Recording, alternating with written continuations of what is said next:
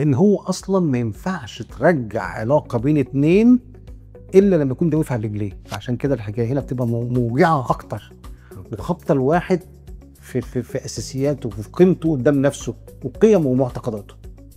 واحنا ناسيين قاعده مهمه جدا كده، ان احنا كلنا كبشر كائنات قابله للخيانه. انا النهارده اتصرفت عملت 1 2 3، طب التصرف ده كان بناء على قيمه جواك فعلا ولا بناء على شعور من الاشاعر السلبيه اللي انت كنت متخانق على اساسها؟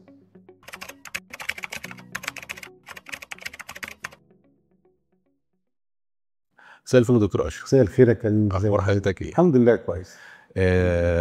يعني الفينالة الخاتمة ولازم تكون يعني ايه كعادتنا او زي ما اتعلمت معاك دايما ان احنا دايما بنحاول ان الحتة الاخيرة يبقى فيها بصيص من الامل. ده في امل ضخم جدا على فكره. حلو، فاحنا هنتكلم بعد كل اللي فات ده عن التعافي وهنختم بالتعافي. هو ينفع تعافي؟ طبعا. وانا في الاول خالص قلت لك لو تفتكر ان ممكن نطلع بحاجه احلى من الاول. اوكي. مش بس زي الاول او قرب الاول، لا حاجه احلى. وانا فاكر ان انا كنت ساعتها متحمس وبتكلم على تعافي العلاقه كلها على بعضها، وانت حضرتك ايه قلت لي بالهداوه كده بالراحه واحده واحده احنا بس نشوف التعافي بتاع الراجل او الشخص الضحيه الاول. بالظبط. تمام. لان هو اصلا ما ينفعش ترجع علاقه بين اتنين الا لما يكون ده واقف على رجليه. بالظبط كده. لان هو لو احنا حاولنا نرجعها قبل كده هتفشل. لازم يكون واقف على رجليه فعلا بجد، علشان حتى يبقى عنده اراده حره انه يختار يرجع او لا. في الاول ممكن يرجع لاسباب تانية كتير يعني ايه مش حقيقيه بالنسبه له، بس بيتشعبط في حاجه. ما تبقاش شبه ان احنا يعني ايه هنبني على الانقاض بتاعته. بالظبط. عامل زي يكون مثلا انت دخلت حرب وهتخش في محادثات سلام بعدين، لو دخلت وانت بتدغدغ مش هتاخد حقك، مش هتاخد حاجه خالص. لكن لما تخش وانت فايق واقف على رجليك وبني نفسك صح، لا ممكن تاخد حقوقك كلها كامله والمستقبل كمان يبقى معاك. بالظبط. ده اللي يضمن كمان ان احنا فعلا لو بندور على تعافي للعلاقه يبقى تعافي حقيقي، ما يبقاش تعافي مزيف. طبعا. لا مش بنلصم العلاقه، مش بنرجعهم لبعض وايه ويبوسوا بعض كده وخلاص ونخلص يا جماعه وبتاع مصفي يا لبن حليبي قشطه هتقع بعد كده على طول. هتقع بعد كده على طول. هقول لك ساعتها يعني هقول لك ليه بيحصل ده، ليه احنا مصرين نبقى كده يعني. طيب يبقى نبدا بالتعافي بتاع الضحيه. الشخص الزوج او الزوجه اللي تعرض للخيانه. ايه هنتعافى ازاي؟ بص، هو طبعا على حسب درجه الاذى اللي حصل.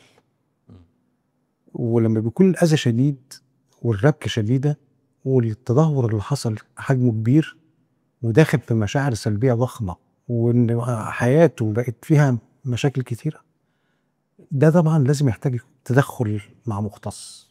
اوكي تمام. وهنتكلم احنا دايما عن الحد اللي هو الاعلى علشان بعد كده الباقي يبقى مقدور عليهم. وغالبا ما ده يحتاج ادويه. دواء. احنا قلنا في تغيرات بيولوجيه بتحصل وفي حاجات بتحصل في كيمياء المخ بتسبب الحاجات دي. فعشان كده احنا محتاجين برضه مساعده من الكيمياء المخ نظبط فيها علشان نقرب المسافه شويه او نخلي الشيله ممكن تتشال.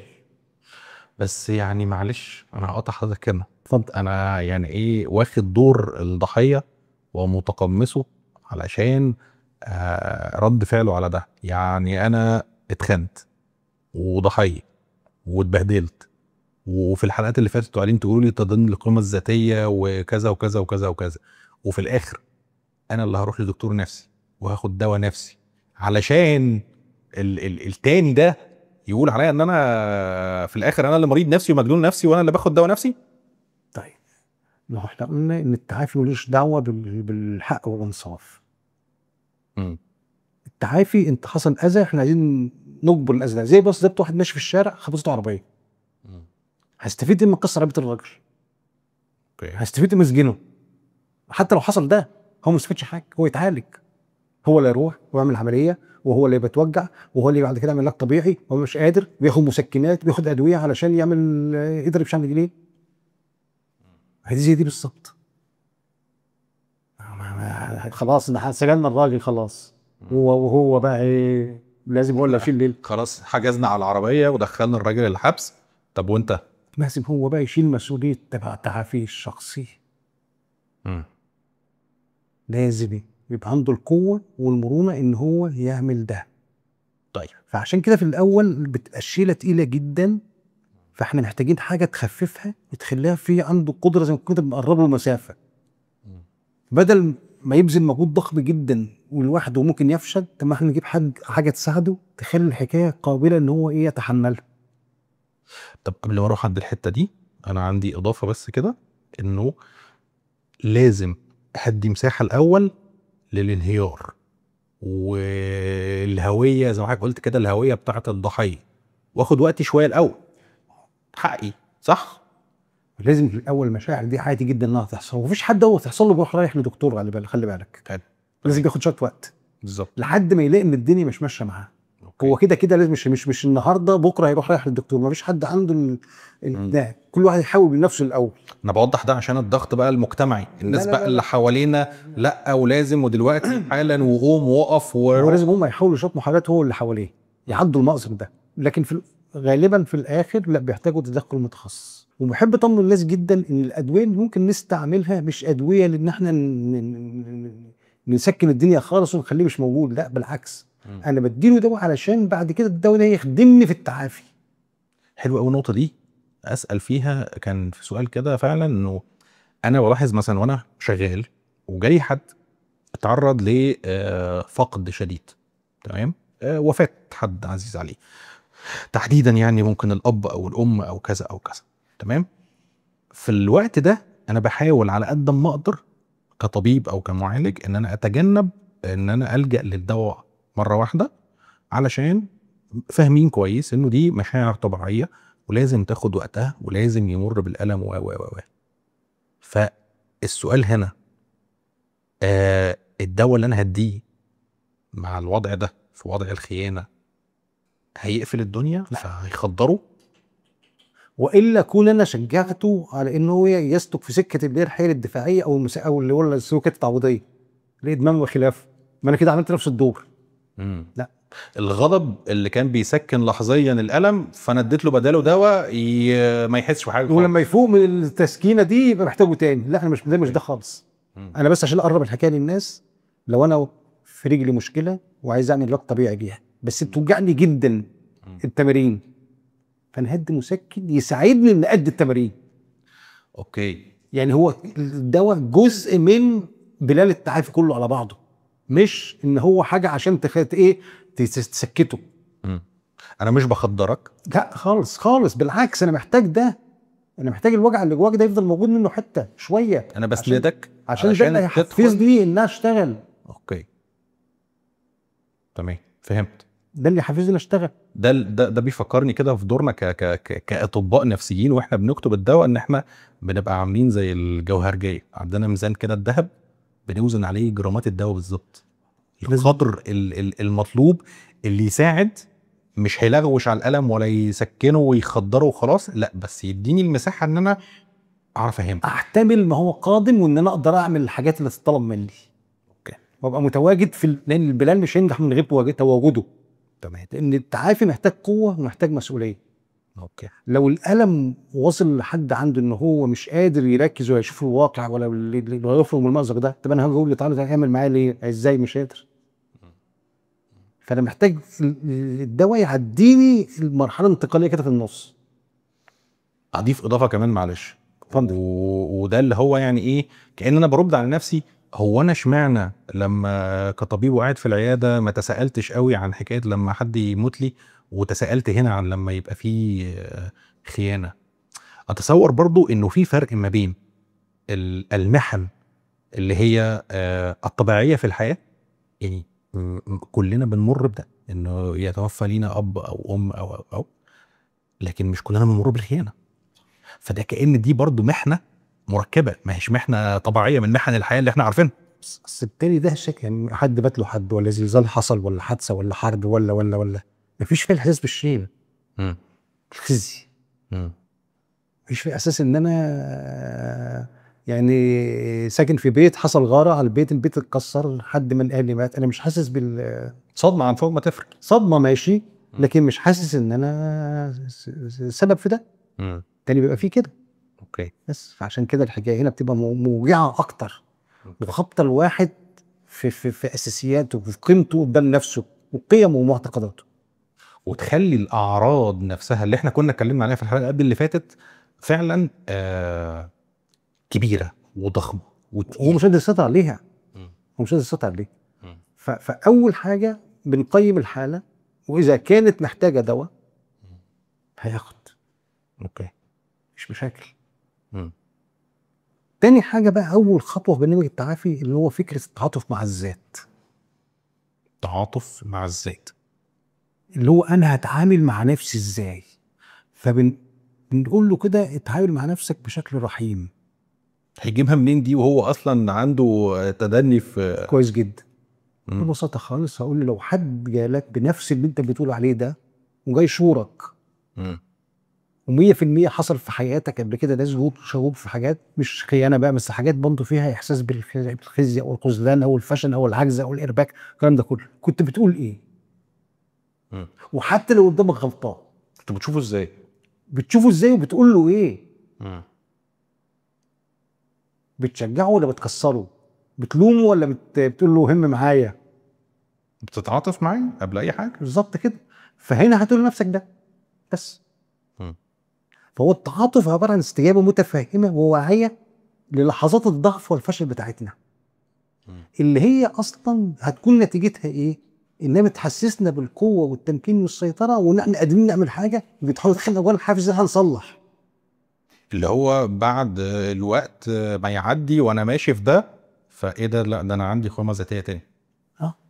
وفي نفس الوقت بتروح مهديه كل المشاعر دي، بدل ما هي عاليه قوي كده خالص في حدتها، تبدا تهدى فتصبح في المتناول، وبتخلينا نقبلها مش نستسلم ليها، لكن نقبل وجودها ونعرف انها جزء من التجربه.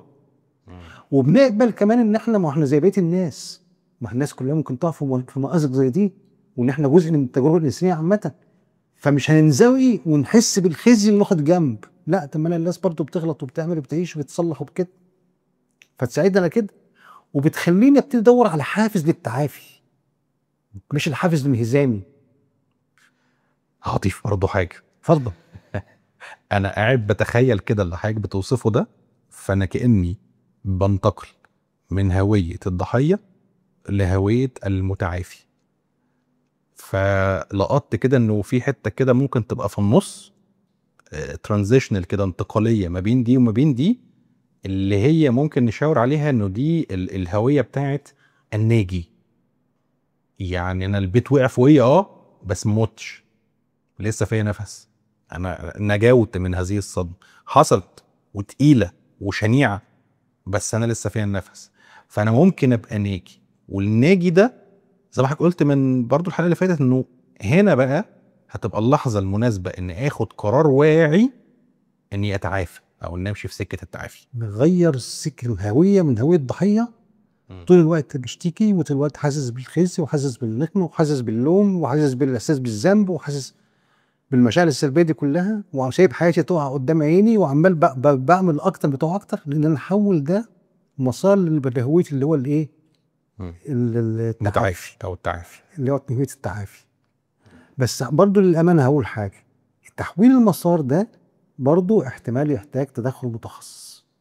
ده اكيد، لانه برضو يعني في حته كده ايه خبيثه شويه في حته الناجي دي مع الاحداث الاخيره منها، عشان احنا سمعنا عن العقده اللي هي اسمها عقده الناجي او عقده الناجي الوحيد، انا الوحيد اللي نجيت.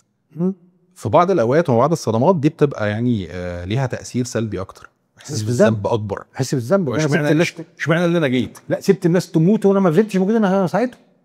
بس في الحروب بتحصل الحكايه دي على فكره. بس دي منطقه مختلفه عن اللي احنا بنتكلم عليه. منطقه النجاه بتاعتنا هنا مختلفه، يعني دي قصه تانية. فهنا فكره بقى ان انا هحول المسار ده. انا قلت لك، انا اللي علمني ده حد من الكلاينتس بتوعي، فعشت معاه التجربه دي كامله.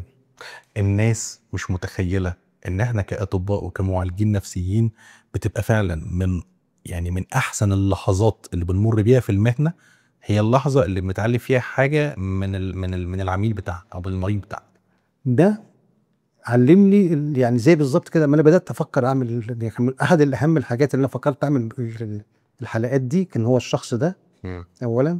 ثانيا كان مسهل لي جدا وانا يعني ببحث في الحاجات دي بقرا فيها كده، ان انا ابقى فاهم ده ايه ويبقى الحكايات في دماغي بتترجم منه.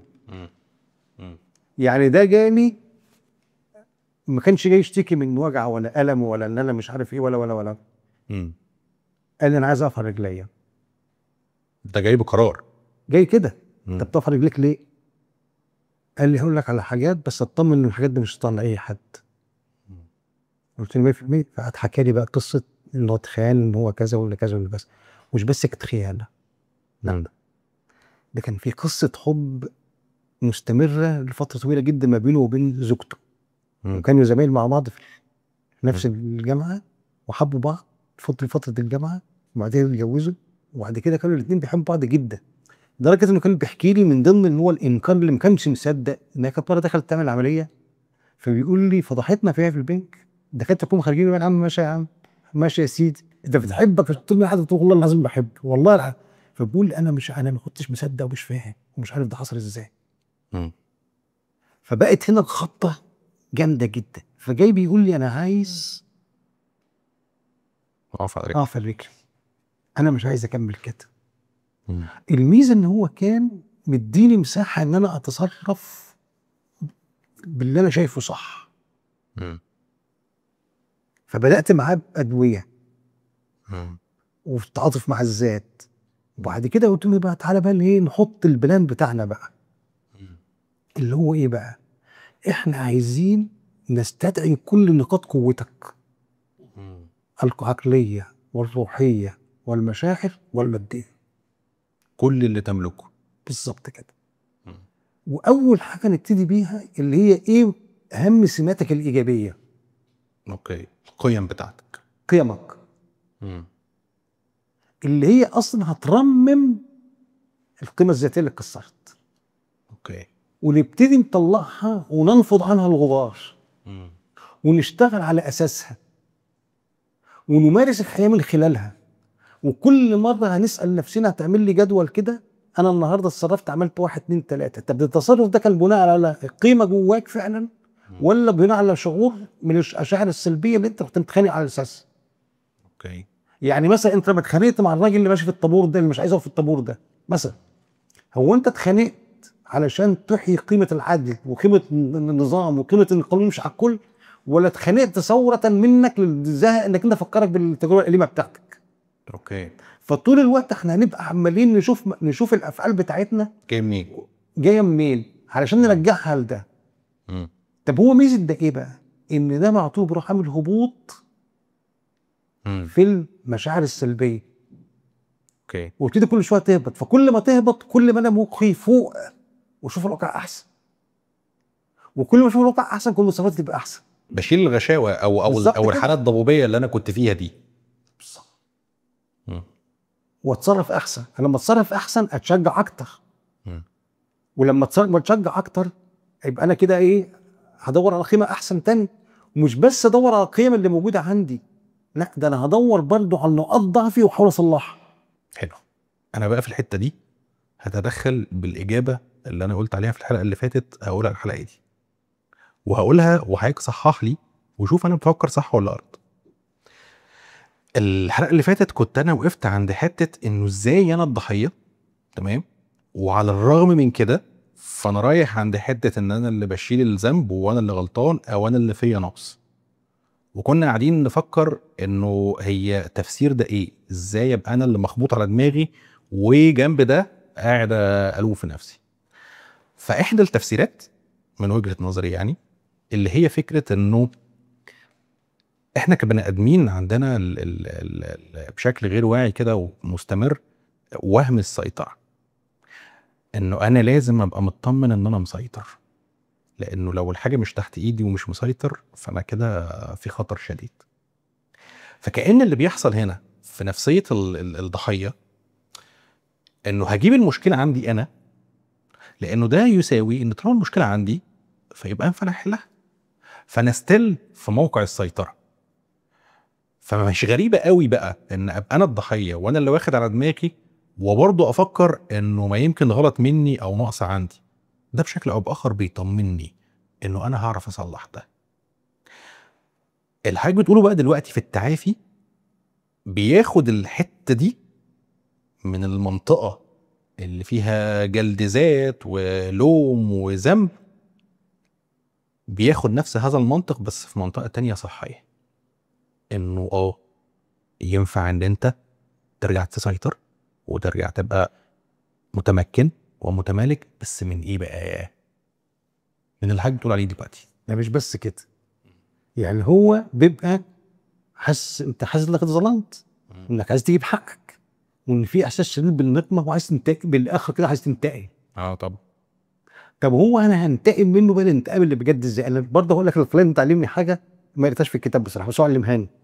اقول لك على اول حاجه، عشان يعني بيقول لك اعظم انتقام من الخائن انك تقف على رجليك اوكي. وتستعيد حياتك، صح. وتبتدي حياتك بس مش تستعيد بس تبقى احسن. فهو هنا هيبقى حاسس يعني اللي انا عملت فيه ما عملش حاجه فيه، بالعكس وقف على رجليه وبقى احسن. انا خسرته كده مش انا كسبت. التاني بقى ده علمني حته صغيره جدا كده جنب ده بقى، اللي هو جاي يقول انا عايز اقف على رجلي عشان ده. يعني هو جاي طلب الاولاني ايه؟ اقف على رجلي، اللي هو عشان دي، اللي هي فكره ان انا هنتقم من اللي سابني. الراجل ده لما اتخان عمل حاجه غريبه قوي، ما اعلنش. عارف اللي خد سكينه في جنبه وسكت؟ ما اعلنش، صبر كده فتره بسيطه وراح متلكك على اي موقف كده وحاجه كده وايه، فشكل الجواز. اوكي. والناس كلهم مستغربه هو بيعمل كده ليه؟ وبعد. فبقول له طب انت ايه استفدت ايه لما عملت كده؟ طب ليه ما زعقتش وعملته؟ يعني بقول لك ايه، المقصد فضحته يعني ليه بعمل ليه اللي سبت كل ده؟ قال لي اولا انا حسيت انا لازم اكون هفضح نفسي، فما رضيتش لنفسي كده. الحاجه الثانيه انا قلت ده جوهر الخيانه هو علمها لي، دي الحته دي بقى اللي علمها لي مش مرساش في الكتاب بقى، ان الاثنين لما الاثنين بيكونوا مع بعض في علاقه وبيخونوا حد ثالث، فهم محتاجين الثالث ده في وسطهم كفر ليهم. وان هم غالبا ما واحد فيهم مصدق ممكن يتجوز، بس الثاني مش المصدق ده، بس انا عايز ده يفضل عقبه في السنه عشان تفضل العلاقه مستمره وان احنا مضطرين لخوض. بقى انا لو سحبت نفسي من وسطهم فانا عريتهم قصاد بعض، ورونا تعملوا ايه بقى. وحتى لو اتجوزوا ما انتوا تستاهلوا بعض، وغالبا هتدخلوا بعض انتوا الاثنين. ففكر ان هو يعني ينتهم بالشكل ده، وده كان تفكير غريب جدا. انا ما وكان ده في قوه. واللي اغراني بعد كده اللي هو فكره بقى ايه، اللي هو احياء القيم الموجوده جواه. اوكي. واستحداث قيم اخرى كمان مش موجوده عنده اصلا. لان طول ما احنا عايشين في الحياه هو اكتر حاجه محفزه لنا ايه؟ ان احنا يبقى عندنا فيه غايه بنشتغل على اساسها. لكن الغايه اللي احنا بنشتغل على اساسها دي هي اللي بتخلينا طول الوقت عندنا اللي هو الوقود اللي احنا نعمل واجباتنا ونجود فيها كمان. فلما اكون انا عندي هدف ان انا اطلع من المحنه دي احسن من الاول، يعني لو كنت بقى مثلا باجيد في شغلي بنسبه 70%، فانا عندي هدف اخليه 80%.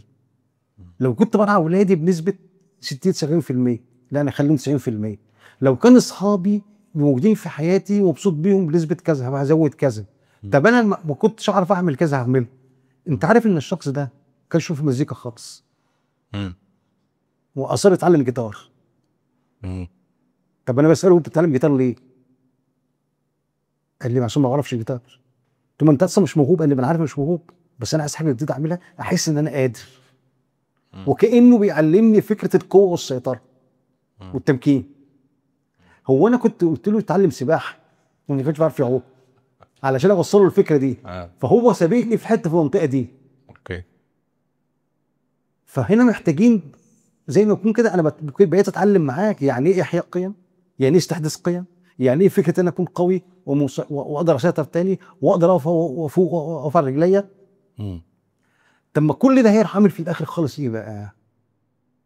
بناء القيمه الذاتيه. بناء القيمه الذاتيه من الاول. وتبقى احسن. ودورات الشك اللي كنت بدور فيها دي هتبقى تقف. وفي نفس الوقت الثقه اللي كانت مفتقده هترجع في نفسي اولا. يعني انا مش يعني انا عشان اثق فيك لازم اكون واثق في نفسي طبعا، وعشان اثق في اللي حواليا لازم اكون واثق في نفسي، فاقدر ترجع الثقه في نفسي. فلما الثقه في نفسي ترجع لي هترجع لي في قيم اللي ساعدتني وساندتني، ترجع لي في الناس اللي حواليا، هترجع لي في كل حاجه بعملها. فكده انا زي ما اكون برجع تاني كل شبر اتاخد مني. اوكي. وبرجعه بقرار واعي وقرار مسؤول. فده هيعمل فيا ايه؟ قول انت بقى. لا مش انت في الاول يعني انا حاسس ان الكلمه دي كلمه كبيره، فانا عايز اطلع من حضرتك. لا انا في الاول لما قلت ان هو ممكن يرجع نسخه احسن والمفروض ان هو يبقى نسخه احسن، انا كنت بحكي والراجل ده مبالي. بس انا ما قلتش ساعتها كده. اوكي. فكأن بنقول انه الخيانه كصدمه او كمحنه او كضغط بتورينا او ينفع ان هي تبقى من ضمن القوانين الحياه العامه، ان انت وقت الازمه انت ممكن تكتشف قدرات وامكانيات هي عندك اوريدي بس تكونش عارفها.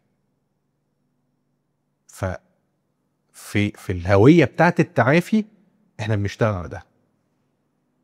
انا بشحذ كل حاجه تانية جوايا، وكل زي ما يكون كده رصيد ليا في البنك بزوده. واستحداث قيم اخرى ما كانتش عندي، كانت عند حد تاني. احنا الاثنين مرينا بتجربه الجيش، فكأن يعني زي ما يعني كان بيتقال وقتها واحنا في مركز تدريب والحاجات دي، يقول لك ايه، انت لما بتتحط في صعوبه بتعرف امكانياتك الحقيقيه، لما بيتضغط عليك بيبان فعلا ان انت ممكن تعمل ايه وانت اصلا ما كنتش عارف ان انت عندك الامكانيات دي. صح. ففكره اللي هو احياء القيمه وتحسينها واستحداث قيم اخرى، وان ده يكون بيبقى بيعمل لي غايه في الحياه، فبيطور حياتي، بيخليني انا اقوى واحسن، فادائي في الحياه يبقى احسن. كمان في حاجه مهمه جدا، فكره الثقه. في الاول ممكن نكون احنا مش فاهمين يعني ايه ثقه. معظمنا بيبقى عارف اللي هو الثقه العمياء، اللي هو عشان ما اشغلش بالي وما اخشش منطقه الشك اللي ممكن تكون مؤلمه. طب ده ممكن يعمل ولا مش ممكن يعمل. واحنا ناسيين قاعده مهمه جدا كده، ان احنا كلنا كبشر كائنات قابله للخيانه. خلينا اعممها شويه، اقول ان احنا كائنات قابله للخطا. لا، للخيانه.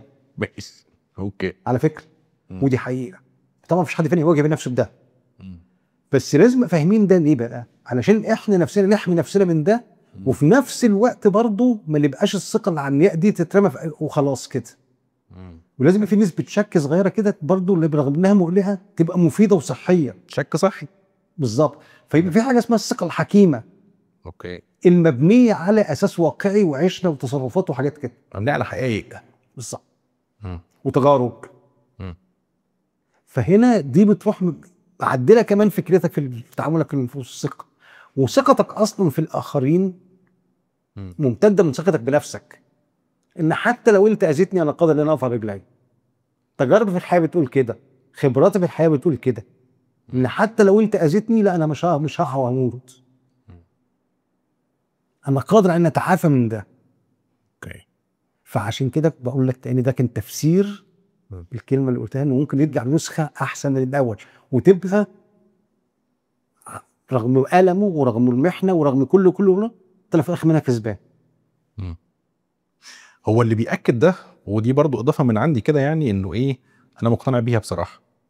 هو ربنا لما خلقنا خلق المخ ده وخلق البني ادم ده قادر حقيقي انه يتجاوز الصدمه.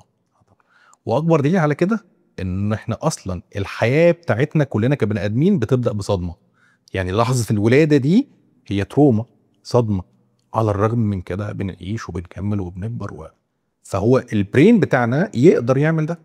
بس هي المشكله بقى ان احنا ما بيبقاش في وقت الزنقه دي مش شايفين اللي هو عارفين ولا أو حتى لو عارفين نظري طبعا مش مفعل جوانا طبعا. فعشان كده برضه هرجع تاني واقول انت محتاج ساعتها مساعده من حد متخصص يعرف يحط على السكه الصح ويساعدك ويسندك في ده، صح. وانك تعمل ده. مم.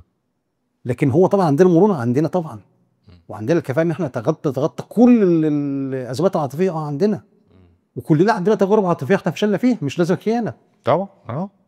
يعني كلنا مرينا بتجارب عاطفيه فاشله، مم. وكنا في ساعات ما كنا فيها وفي الفشل ده كنا مش فاهمين ان يقول لك ده الحياه خلاص كنا متصورين دي نهايه العالم. بالظبط كده. مم. وبعد كده نفاجئ ان احنا الموضوع عدينا. داب تماما. مم. بس في ما دابش عنده ليه بقى؟ لانه متمسك بهويه الضحيه وعمل وصمه تذكاري وقعد جنبه بقى يكمل بيتحب. ده اختيار على فكره. يعني ما كنتش عايز اروح عند الحته دي قوي، بس هو للاسف ده واقع. في اختيار كده. ما هو هنا اختيار، مش انا مش هختار ان انا انجو، اختار ان اخد سكه النجاه. مم. ده لازم يختار واعي. يعني حتى في مساله القيم دي حاجات فطريه موجوده جوانا. يعني الصدق والامانه والمساعده والحب والرعايه دي حاجات فطريه موجوده جوانا. لكن لما يجي في موضوع الخيانه دي بقى، عشان اتعافى وافعلها لازم يبقى اختيار واعي، واطلعها على السطح، وابقى عارف انا بتصرف بناء على القيمه دي دلوقتي، واسجلها وهكذا، ويمكن لحد ما تبقى خلاص ترجع تاني روتين تاني في حياتك. اوكي.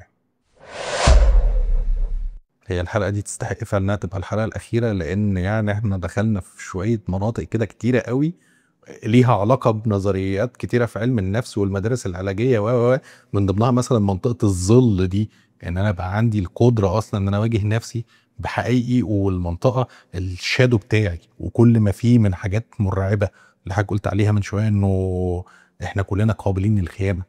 فدي حاجات محتاجين ان احنا نواجهها ونشوفها عشان نقدر نشتغل عليها. طيب قبل ما نخلص، علشان الناس يعني ايه حاسس ان الوجبه دسمه كده، فاحنا عايزين نلخصها في نقط التعافي، في نقط 1 2 3 4. هنعمل ايه او هيحصل ازاي؟ اللجوء المتخصص. اوكي. انا ممكن اعدل هنا واقول اول حاجه انه او الطبيعي انه هيحصل انه لحظه الانهيار، وان يبقى في ناس تستوعبني وانا بنهار، وبعدين اللجوء لمتخصص. تمام. تمام. الحاجه التانيه يبقى فاهم ان هو اللي انا هبقى عندي مسؤوليه عن نفسي، ان انا اللي هعمل ده.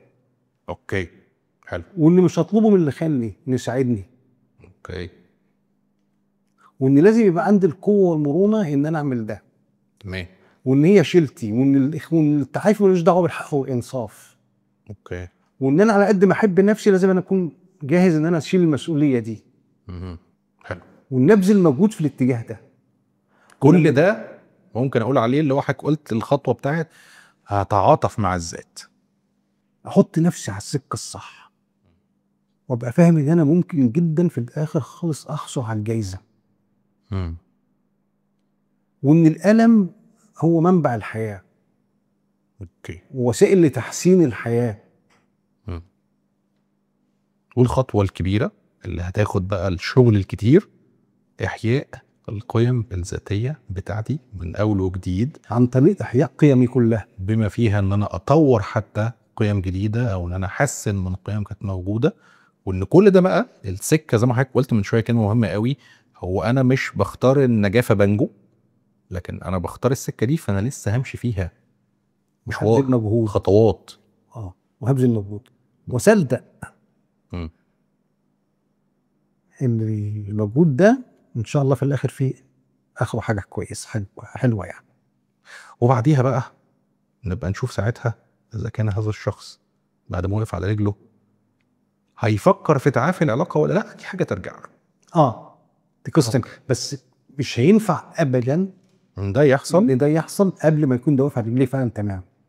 وخليني اكد هنا بقى كمان انه ده مش هيحصل الا لما يكون كمان الطرف الجاني قرر بشكل واعي ان هو عايز كمان يصلح. فالضحيه تقف على رجلها تمام، وتبقى ناجيه ومتعافيه، وتاخد قرار حر اذا كانت هي عايزه ان العلاقه تتعافى ولا لا. ده بناء كمان وصريح مع نفسها. بالظبط. يعني لازم انا وانا بكرر مثلا انا هرجع له ليه؟ عشان لسه بحبه، عشان خاطر ولادي، عشان خاطر حاجات ماديه، عشان خاطر ضغوط العيله والمجتمع، عشان خاطر تاريخنا مع بعض، ابقى انا واعي وصادق مع نفسي. انا بعمل ده ليه؟ بالظبط كده. تمام. والطرف الجاني يبقى تحمل مسؤوليته وعارف ان هو كمان لازم يتعافى او يتعالج علشان ندخل بقى في المرحله الثالثه اللي هي التعافي بتاع العلاقه. هو لازم ده ينفذ الحاجه اللي هتتقال. هو هيطلب منه حاجات هينفذها، وفي حاجات محرم يطلبها. اثق فيا بسرعه، ممنوع. الثقه دي حاجه هتتبنى على مهل خالص. لا احنا لسه الماضي، لا انت لسه عايش في ده وده كده، خلاص كفايه كده عليك. مفيش كلام من ده خالص. مفيش طلبات في المنطقه دي. احنا مش هنرجع للقديم بتاعنا. لا هو محرم ونطلب ده. احنا بنعمل علاقه من اول وجديد اصلا. غير اول وجديد. ما فيش حاجه تمسك فيها بسرعه بقى. سيبك من الماضي بقى، خلاص عايزين نفوق بقى من اللي احنا كنا فيه. مش كلام من ده. وانا كضحيه ممنوع عليا ان انا احمله مسؤوليه شفائي ولا مسؤوليه ثقتي في نفسه في اللي حواليا. ممنوع انا ان دي مش عارف اعملها لي، لازم انا اعملها بنفسي. هو اللي كسرها اصلا، هيعملها لي ازاي؟ حتى لو حاول يعملها مش بالظبط كده. لازم اعملها بنفسي. انا سعيد. حاسس ان احنا مقدمين واجبه دسمه جدا، وبشكر حياتك جدا على انك اديتنا المساحه دي والخبره دي كلها، سواء كانت خبره شغل وحياه او خبره علم او حتى الجانب الطبي البحت اللي احنا اتكلمنا بيه. شكرا يا دكتور اشرف. العفو.